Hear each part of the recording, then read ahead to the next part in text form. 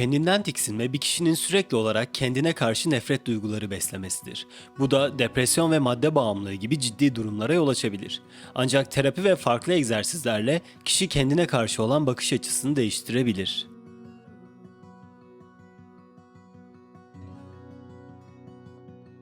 Kendinden tiksinme bir kişinin sürekli olarak yeterince iyi olmadığını, sevgiyi hak etmediğini veya bir sebepten dolayı başına kötü şeylerin geldiğini hissetmesidir. Kendinden tiksinme aşırı öz eleştiriyle yakından bağlantılı olan tutarlı olumsuz düşünceler yoluyla kendini gösterir. Öz eleştiri hayatın sağlıklı bir yönü olsa da kendinden nefret etme aşamasından geçerken diğer düşünce kalıplarını gölgede bırakmaya başlayabilir.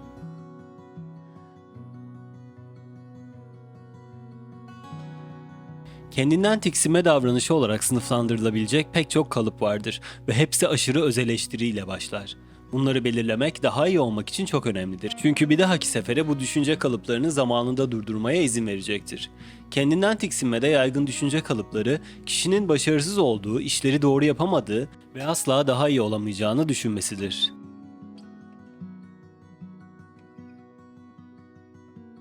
Kendi başına tıbbi bir durum olmadığı için kendinden tiksinmenin tam belirtilerini saptamak zordur. Ancak bir kişinin kendinden tiksindiği ve kendinden nefret ettiğini gösteren birkaç genel işaret vardır.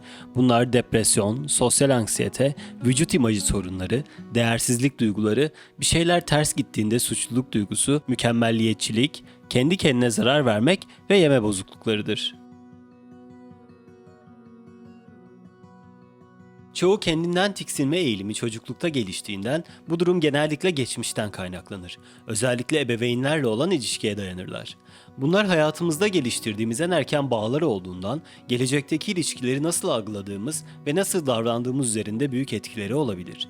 Bu doğal olarak kendimizle olan ilişkimizi de içerir. Bu otoriter veya istismarcı ebeveynlere ya da bakıcılara sahip olmanın kendinden nefret etmeye yol açabileceği anlamına gelir. Uzmanlar özelliği teşvik eden ve çocuklarının hata yapmasına izin veren ebeveynlerin daha fazla özgüvene yol açacağını savunuyorlar. Bunun tam tersi olarak aşırı kontrolcü bir ebeveyn sonunda kendinden nefret etmeye dönüşebilecek özgüven eksikliği yaratacaktır.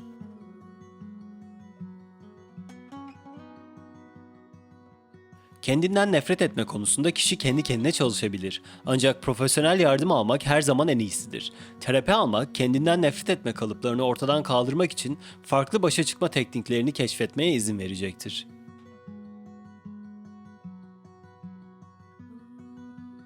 Kendinden tiksinme aşamasından geçen herkese yardımcı olabilecek bazı genel kavramlar vardır.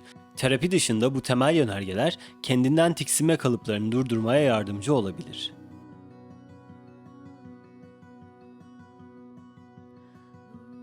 Düşüncelerinizi dışarıdan gözlemlemeye çalışın. Farkındalık egzersizleri düşüncelerinizi yargısız bir şekilde fark etmenize yardımcı olabilir. Bu kendinden tiksinme kalıplarını tanımanıza ve mantıklı hale getirmenize izin verecektir. Kendinizle konuşma şeklini değiştirin. Çoğu zaman kendimizle olumsuz bir şekilde konuşur, yeterince iyi olmadığımızı düşünürüz. Bunun yerine sizinle aynı şeyleri yaşayan eski bir arkadaşınızla konuştuğunuzu hayal edin. Beklentilerinizi düşürün. Kendinden tiksinmenin büyük bir parçası genellikle başkalarıyla haksız karşılaştırmalar nedeniyle gerçekçi olmayan beklentiler ve hedefler belirlemekten kaynaklanır. Gerçekçi, kolayca ulaşılabilir hedefler belirlemek özgüveninizi artıracak ve nefretle ilgili düşüncelerinizi azaltacaktır. İyi olduğunuzu kabul etmeye çalışın. Toplum genellikle bizi mükemmel olmamız gerektiğine inanmaya zorlar. Ancak zaman zaman eleştirel, öfkeli ve yanlış olmakta da sorun yoktur. Kendinize olumlu bir şey söyleyin. Benlik saygınızı hızlı bir şekilde artırmanın en harika yolu her gün kendinize güzel bir şey söylemektir. Örneğin bir işi tamamladığınızda kendinizi tebrik edin.